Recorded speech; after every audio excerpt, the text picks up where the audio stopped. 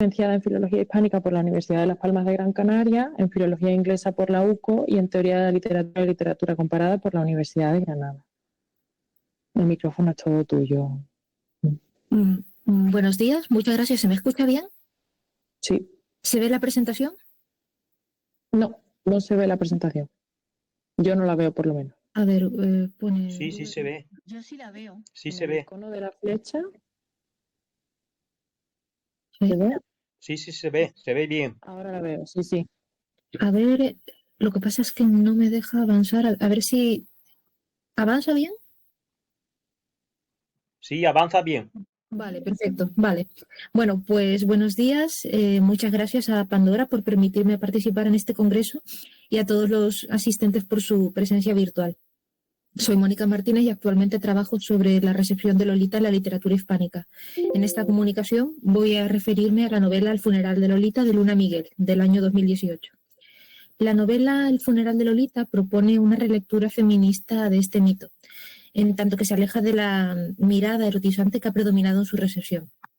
A través del relato introspectivo de Elena, su protagonista, el texto explora el trauma, el deseo y la reconstrucción del yo, cuestionando las narrativas que culpabilizan a las víctimas. Veremos cómo las metáforas del cabello y de la comida expresan las turbulencias emocionales del personaje y también su proceso de emancipación.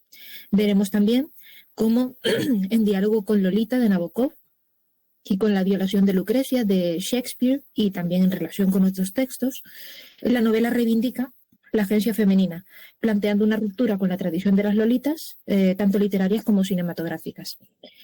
El funeral de Lolita sigue la historia de Elena, un personaje que, aunque presenta la peculiaridad de ser crítica gastronómica, tiene muchos rasgos de la escritora. Es de Almería, estudió en Alcalá de Henares, es poeta y aficionada a la literatura y cuenta con seguimiento en redes sociales. Elena, que vive en Barcelona, tiene trabajo y pareja estables, experimenta cierta desazón existencial.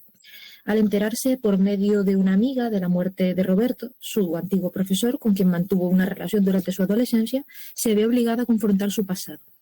A lo largo de la obra, la protagonista reconstruye los recuerdos de aquella relación marcada por una simetría de poder y cuestiona la forma en que puede interpretarse su propia historia. La novela se articula en torno al viaje de regreso a Alcalá de Henares de Elena en busca de respuestas y una posible reconciliación con su pasado. Este trayecto no es solo físico, sino también emocional y simbólico, pues representa un proceso de introspección en el que Elena revisa el papel que desempeñó aquella relación en su propia vida y el peso también de la memoria en la construcción de su identidad. En el contexto de la obra de Luna Miguel, El funeral de Lolita se relaciona con su interés por la literatura feminista y la exploración del cuerpo como espacio de resistencia. Miguel, conocida por su papel como editora y sobre todo por su labor como poeta y ensayista, ha abordado en sus textos temas como la maternidad, la memoria, la enfermedad, la sexualidad y la violencia simbólica sobre los cuerpos femeninos.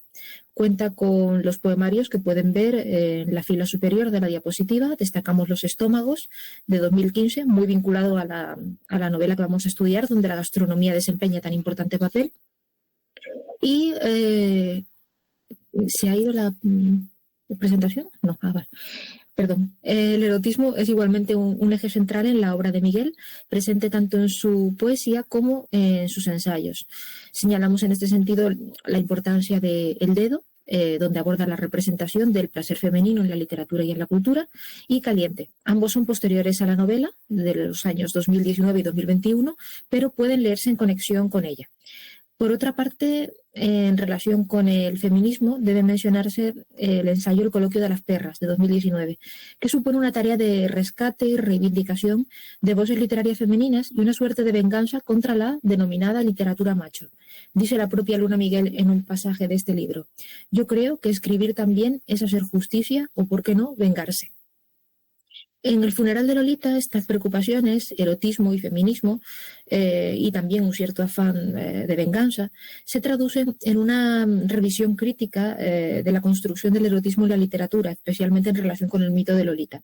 La novela desarticula la fascinación patriarcal por la imagen de la ninfula y plantea la posibilidad de una sexualidad no determinada por la mirada masculina, sino construida por el sujeto femenino.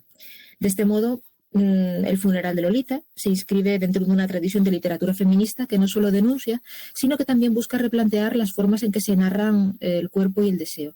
La exploración de Elena sobre su propio pasado es en última instancia un proceso de reapropiación en el que lo que antes fue definido desde fuera se convierte en una historia contada desde su propia voz.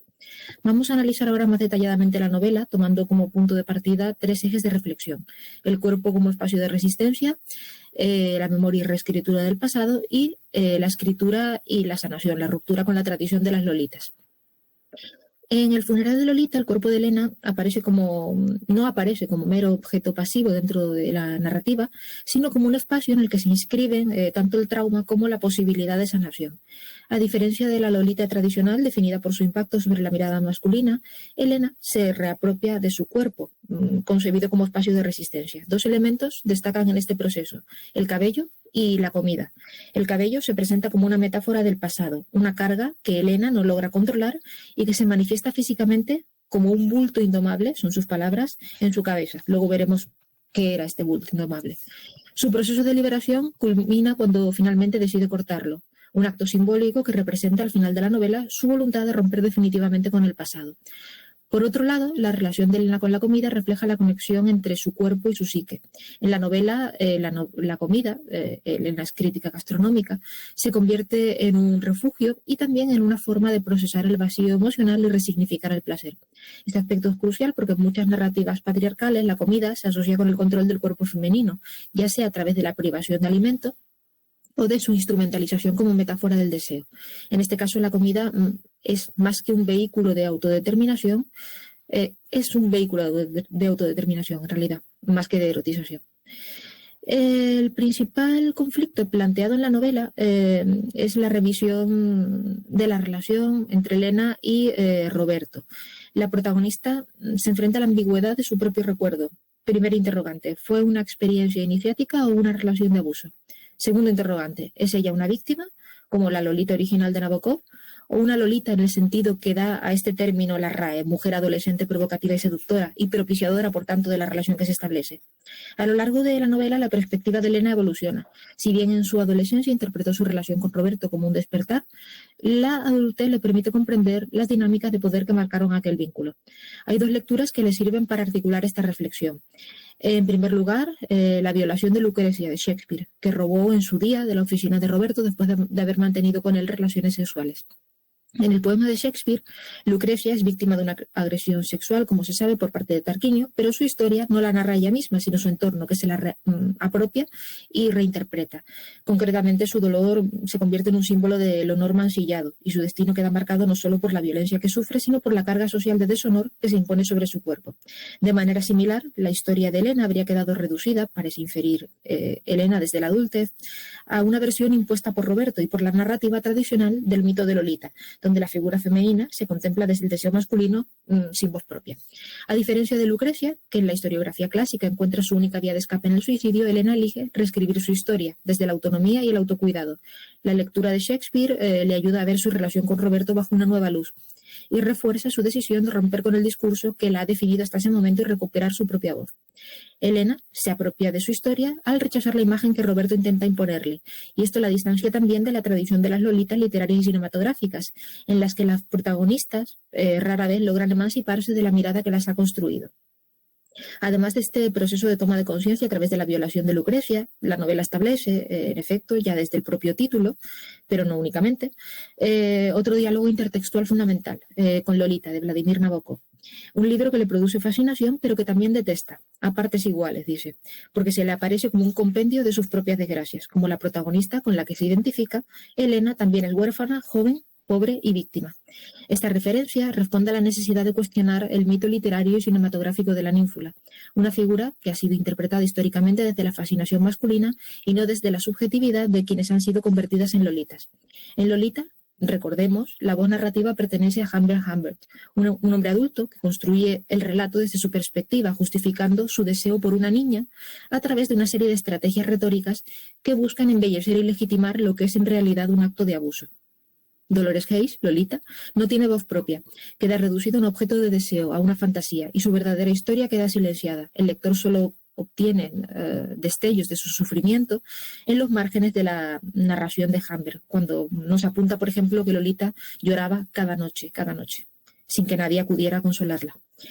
En el funeral de Lolita, Luna Miguel subvierte esta estructura. No hallamos la narración de un hombre que romantiza su relación con una menor, sino que nos encontramos con la historia de una mujer joven que revisa críticamente su propio pasado y desmonta la idea de que la seducción, el deseo y la iniciativa fueron suyos. Elena no es Lolita, la Lolita de la lengua cotidiana, el mito erótico de la cultura de masas, aunque en su juventud pudo haberse percibido como tal. Elena, protagonista de la novela ya adulta, toma conciencia de las dinámicas de poder que marcaron aquella relación. En este sentido, el funeral de Lolita dialoga con lecturas feministas contemporáneas de la obra de Nabokov que denuncian la romantización del abuso en su recepción popular y en sus adaptaciones cinematográficas. En definitiva, Elena se distancia de estos dos paradigmas literarios, no muere, no se suicida como Lucrecia, ni permanece atrapada en el relato de su abusador, como Lolita. Su proceso de emancipación radica en recuperar su agencia y rechazar la versión de su historia que otros han intentado imponerle. En este sentido, la novela no solo cuestiona el mito de Lolita, sino que propone una alternativa narrativa en la que la mujer deja de ser un objeto pasivo y se convierte en sujeto de su propio relato. Y con esto pasamos al tercer y último punto. La literatura o los textos, no solo los que los personajes leen, sino también los que escriben, desempeñan un papel central en la reinterpretación del trauma de Elena y en su sanación. En la novela aparecen dos manuscritos, el diario de adolescencia de la propia Elena y el libro inédito que Roberto escribió sobre ella, titulado El funeral, sin más. Roberto, como otros personajes masculinos en la tradición literaria, intenta convertir a Elena en un personaje de su propia obra, escribiendo un libro sobre ella, tal y como la había prometido, romantizando su historia y con final feliz. Sin embargo, cuando Elena, tras la muerte de Roberto, descubre este manuscrito que le entrega su viuda, lo destruye sin siquiera leerlo, arrancando sus páginas y arrojándolas en la calle a los charcos que define como masas opacas de barro y suciedad. Este gesto es crucial porque simboliza su rechazo a quedar reducida a la visión de otro. Por otro lado, su diario de juventud representa el testimonio de su propia historia, sin la distorsión de la mirada externa. Al recuperarlo, Elena se encuentra con su voz del pasado, pero también con la posibilidad de dar nuevo significado a su experiencia, que ahora percibe de manera diferente. En definitiva, el regreso de Elena a Alcalá de Henares y a causa del funeral y su encuentro con estos textos marcan el cierre de su proceso de sanación. Elena vuelve al lugar donde todo comenzó, pero no ya como una joven atrapada en el mito de Lolita, sino como una mujer que ha asumido el control de su propia historia. El último acto simbólico que aparece en la novela, tras la destrucción del manuscrito, es el corte de su cabello. Con este gesto, Elena se desprende del peso del pasado. La peluquera descubre en su pelo una bala oculta. Y la protagonista reafirma así su identidad más allá del mito. El funeral de Lolita ofrece, en definitiva, una respuesta feminista al mito de la Lolita, reinterpretando los hechos desde la perspectiva de la protagonista. Frente a la pasividad de la Lolita tradicional, Elena se convierte en un sujeto activo que cuestiona, resignifica y finalmente rompe con la historia que intentaron imponerle. La novela no solo denuncia la romantización del abuso de menores en la literatura y el cine, sino que también propone una alternativa, la reapropiación del cuerpo, la memoria y la escritura como herramientas de sanación. En última instancia, la historia de Elena es la historia de muchas mujeres que han quedado reducidas a un relato ajeno y que buscan reconstruir su identidad desde su propia voz. Y esto sería todo por hoy. Muchas gracias por su atención. Quedo a su disposición si tienen cualquier pregunta. Dejo de compartir. Ya está. Damos paso ahora, para terminar, a Carla Bella Rodríguez, de la Universidad de Salamanca. Carla es estudiante de doctorado FPU en esta universidad, graduada en Filología Inglesa por la Universidad de León y máster en Estudios Ingleses Avanzados por la USAL. Sí.